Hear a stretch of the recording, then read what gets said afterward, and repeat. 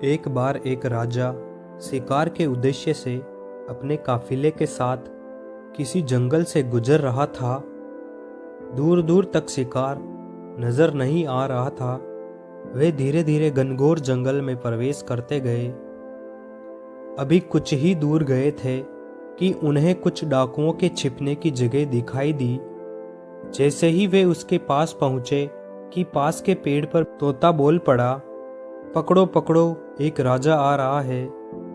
इसके पास बहुत सारा सामान है, लूटो लूटो, जल्दी आओ जल्दी आओ।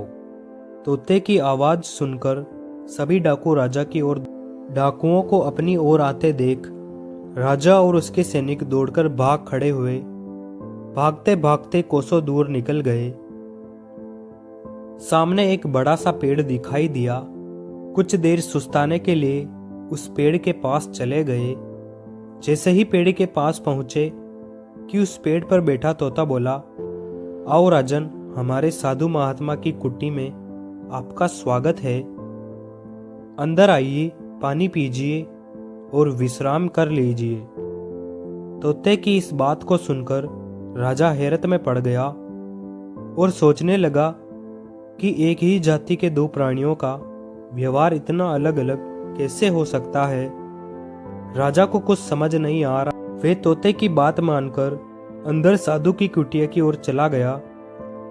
साधु महात्मा को प्रणाम कर उनके समीप बैठ गया और अपनी सारी कहानी सुनाई और फिर धीरे से पूछा, रिसीवर, इन दोनों तोतों के व्यवहार में आखिर इतना अंतर क्यों है?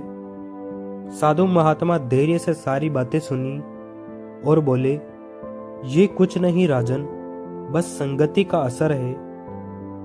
डाकुओं के साथ रहकर तोता भी डाकुओं की तरह व्यवहार करने लगा है और उनकी ही भाषा बोलने लगा। अर्थात जो जिस वातावरण में रहता है वो वैसा ही बन जाता है। कहने का तात्पर्य यह है कि मूर्ख भी विद्वानों के साथ रहकर विद्वान बन जाता है, और अगर विद्वान भी मूर्खों के संगत में रहता है तो उसके अंदर भी मूर्ख। इसलिए हमें संगति सोच समझकर करनी चाहिए।